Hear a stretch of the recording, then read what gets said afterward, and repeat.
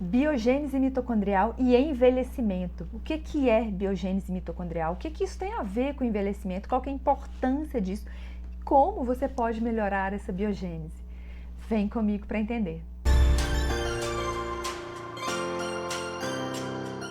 Olá, é um grande prazer ter você aqui novamente. Eu me chamo Gisele Furro, sou nutricionista e cientista. Hoje eu quero te contar o que é essa biogênese mitocondrial, o que a mitocôndria tem a ver com envelhecimento. Nós vivemos atualmente o paradoxo da longevidade. Atualmente nós vivemos muito mais do que um tempo atrás. Quando a gente compara a nossa expectativa de vida na década de 40, nós vivíamos aproximadamente 45 anos. Hoje, a expectativa de vida é maior que 75 anos. Houve um aumento de 30 anos na expectativa de vida.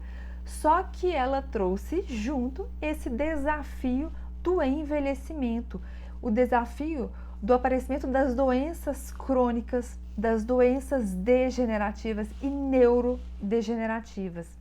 Quando a gente analisa os marcadores do envelhecimento, vejam essa imagem que eu vou colocar aqui para vocês, nós temos o fator genético como um ponto, mas nós já sabemos que a genética não é o fator mais importante. O fator ambiental, o fator epigenético é muito mais importante, porque esse fator epigenético ele consegue modular a expressão de determinados genes, silenciar outros genes. Então, o ambiente, o estilo de vida é muito mais importante que o fator genético. Vejam alguns marcadores aqui do envelhecimento: encurtamento dos telômeros, alterações epigenéticas, desregulação na oferta de alimentos e os nutrientes que são oferecidos de fato através da alimentação, disfunção mitocondrial, a senescência celular, o envelhecimento da célula, a exaustão das células tronco, as células que serão precursoras de células maduras, alteração na comunicação celular, e todos esses fatores podem ser modificados epigeneticamente, podem ser alterados de acordo com o nosso estilo de vida. Prova disso é que nós já encontramos pessoas que têm a mesma idade cronológica, mas que estão envelhecendo de uma forma completamente diferente. Vejam essas duas mulheres, ambas têm 74 anos, e uma já está ali, até numa cadeira de roda, demonstrando que a mobilidade está reduzida, apresenta possivelmente sarcopenia, outras doenças crônicas, doenças degenerativas, e a mulher ao lado já mantendo todo o vigor da juventude. Na imagem ao lado a gente consegue ver dois irmãos, demonstrando inclusive que a genética não é o mais importante. Dois irmãos que foram criados ali em ambientes diferentes e apresentam um perfil completamente diferente. Então a gente não pode falar só de envelhecimento cronológico. O mais importante aqui é o envelhecimento biológico, e esse envelhecimento a gente consegue frear um pouco, a gente consegue modular. De que forma? Eu vou falar mais para frente para vocês como que a gente consegue intervir nisso daí. Se a gente está falando de envelhecimento celular, de envelhecimento biológico, o que diferencia uma célula sadia, uma célula normal, de uma célula senescente, de uma célula com características de envelhecimento? Uma célula normal, ela recebe danos externos, só que ela consegue reparar esses danos com muita destreza, e aí ela segue a vida. Já uma célula senescente, à medida que ela vai recebendo dano, ela não consegue reparar totalmente, então ela começa a acumular esses danos. A partir daí, ela vai liberando compostos e marcadores inflamatórios, espécies reativas de oxigênios e outros sinalizadores que vão, à semelhança de uma laranja podre que vai contaminando o resto. Essa célula senescente, ela espalha esses marcadores de envelhecimento para outras células, amplificando mais ainda esse perfil senescente. Então, o que diferencia uma célula sadia de uma célula senescente é exatamente essa capacidade, essa habilidade em reparar completamente o dano. Em relação à mitocôndria, por que a mitocôndria é muito importante? A mitocôndria é uma organela dentro da célula e geralmente as pessoas associam muito essa função de produzir energia, mas para muito além dessa função de produzir ATP, que é a nossa molécula de energia, as mitocôndrias, elas vão regular toda a comunicação intercelular, elas vão controlar a produção das espécies reativas de oxigênio, essas espécies reativas de oxigênio são necessárias, mas em excesso isso vai causar um estresse oxidativo, isso vai agravar envelhecimento, isso vai favorecer o aparecimento de doenças. A mitocôndria também é ela que consegue queimar gordura através da beta-oxidação dos ácidos graxos. As mitocôndrias, elas vão participar da sobrevivência, da senescência celular e da morte celular. E uma coisa interessante é que a mitocôndria, ela tem um DNA próprio. Então ela consegue se reproduzir independentemente da célula. Como a mitocôndria consegue se replicar independente da célula, ela também precisa ter todo um controle de qualidade para regular ali mitocôndrias sadias, mitocôndrias que foram danificadas, que sofreram alguma injúria. Isso, então, a gente tem processos para exemplificar de uma forma bem simples para vocês. Por exemplo, uma mitocôndria que sofre uma injúria, que sofre um dano, ela consegue se dividir, se separar, é um processo que a gente chama de fissão, e aí ela exclui essa parte que sofreu um dano. A partir daí, essa parte sadia consegue depois se unir com outra mitocôndria e formar uma mitocôndria maior, já é o processo que a gente chama de fusão mitocondrial.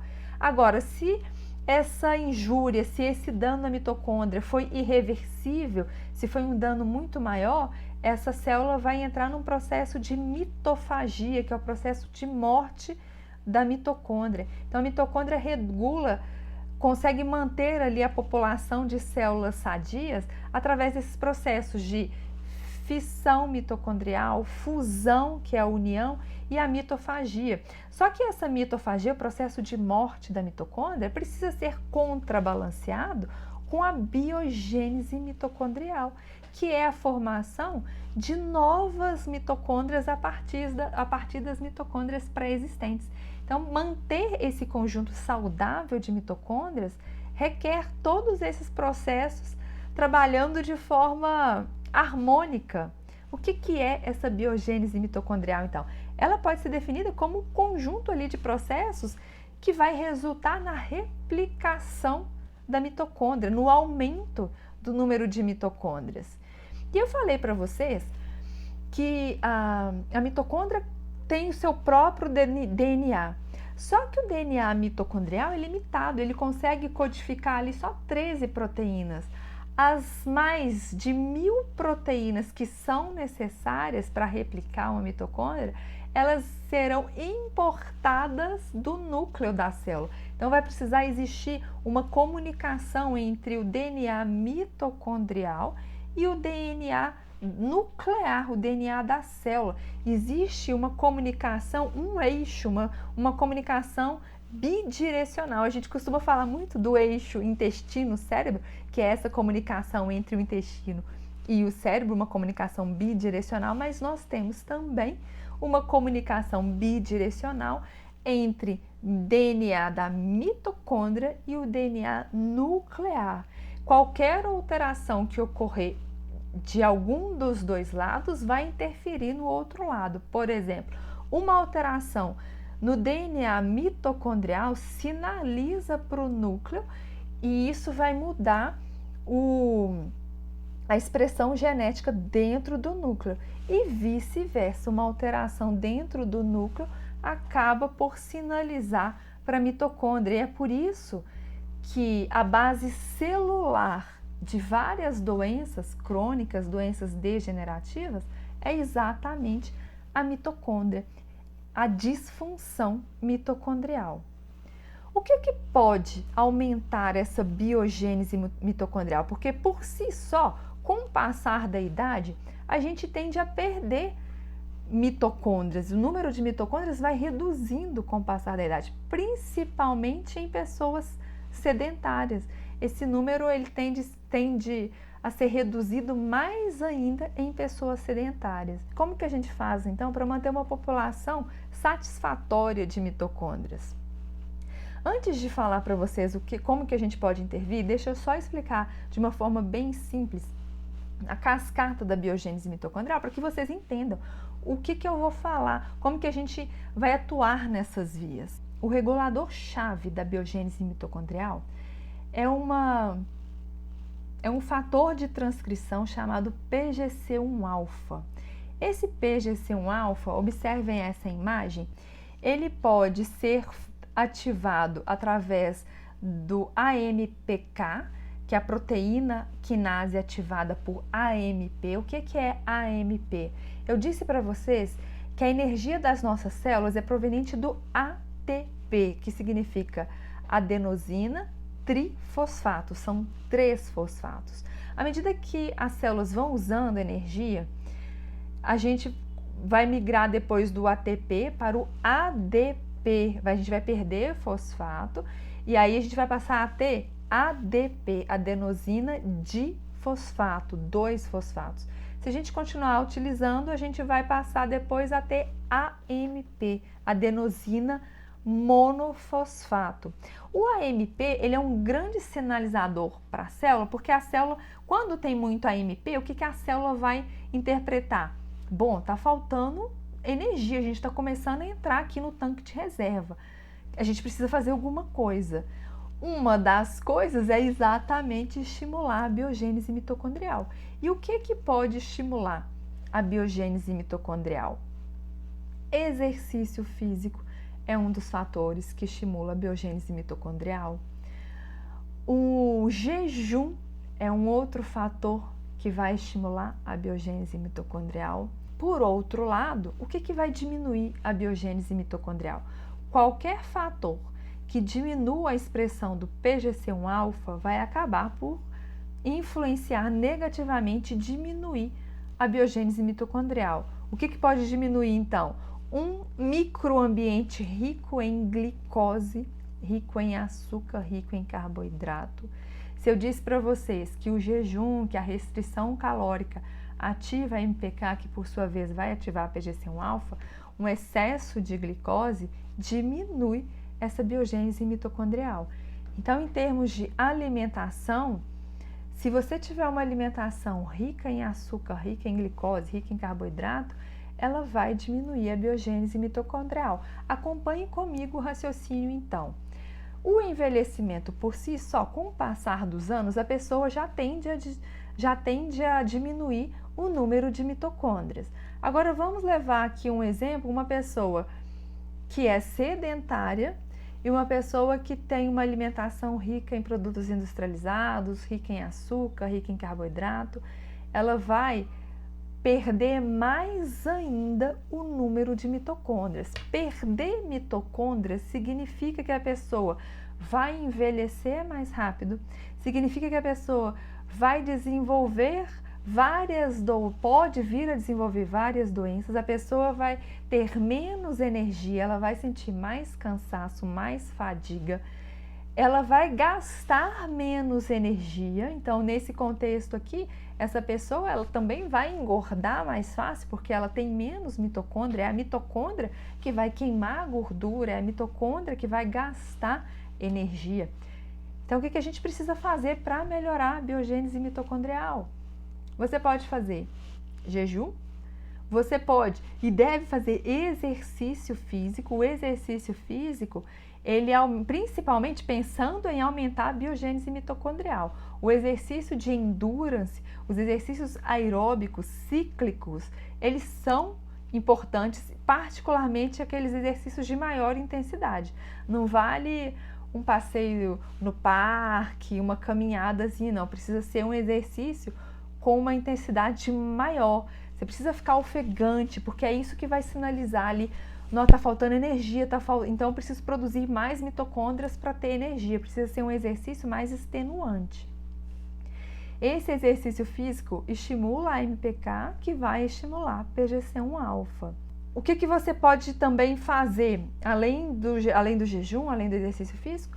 Mudar a sua alimentação, retirar industrializados, diminuir o consumo de açúcar, de farinha, de carboidrato de uma forma geral, adotar um estilo de vida low carb quando você tem ali uma alimentação que tem uma maior relação proteína-energia, uma alimentação que tem mais proteína, menos carboidrato, menos gordura, isso daqui vai inflamar menos, isso daqui vai possibilitar, vai oferecer um microambiente mais saudável, porque veja nessa outra imagem aqui, uma mitocôndria sadia, ela consegue produzir muito ATP, que é a nossa molécula de energia.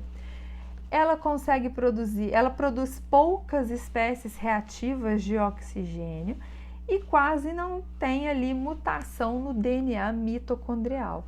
Já uma mitocôndria senescente, uma mitocôndria danificada, uma mitocôndria mais velha, ela já vai produzir muitas espécies reativas de oxigênio, diminui a produção de ATP e já vai apresentar aqui a probabilidade de ter um número maior de mutações no DNA mitocondrial.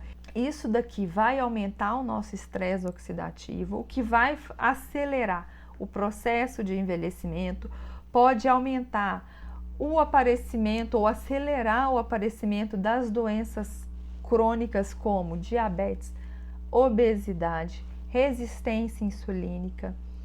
Isso pode ainda favorecer a progressão de uma síndrome metabólica. Por outro lado, se a gente mantém uma mitocôndria saudável, como manter essa mitocôndria saudável? Com exercício, com jejum, com nutracêuticos. Os nutracêuticos, eles são importantes aqui também para a gente melhorar a oferta de micronutrientes, de fitoquímicos, para manter essa mitocôndria sadia.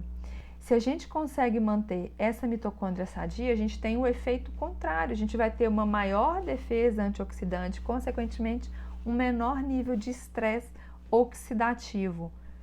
No próximo vídeo, eu falarei em outros vídeos sobre nutracêuticos importantes para a biogênese mitocondrial. Existem vários, PQQ, L-carnitina, quercetina, sulforafano, existe uma lista muito grande, coenzima Q10. Eu vou fazer outros vídeos falando mais detalhadamente sobre esses suplementos, mas hoje eu já quero deixar pontuar esses 3 fatores. O que é muito importante? Manter um período de jejum, no mínimo 12, 14 horas sem se alimentar. Na verdade, 12 horas a gente nem considera ainda como jejum. Então, uma pessoa que janta 8 horas da noite, que vai tomar um café 8 horas da manhã, isso é o mínimo que ela tem que fazer, a gente nem considera isso jejum.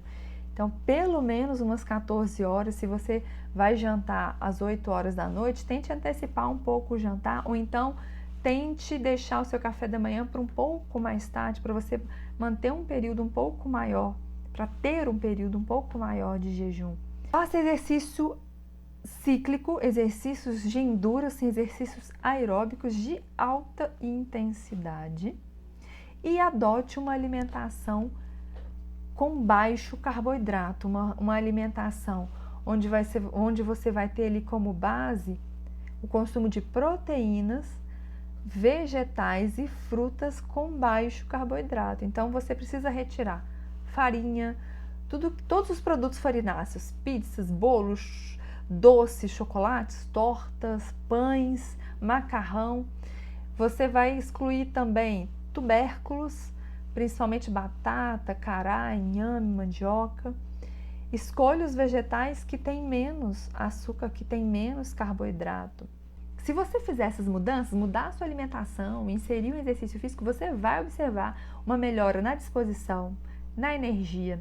E aí mais para frente em outros vídeos eu vou falar sobre nutracêuticos importantes para a função mitocondrial. Então se esse assunto te interessa, já se inscreva no meu canal para que você seja notificado assim que eu publicar esses outros vídeos. Eu te vejo então no próximo vídeo.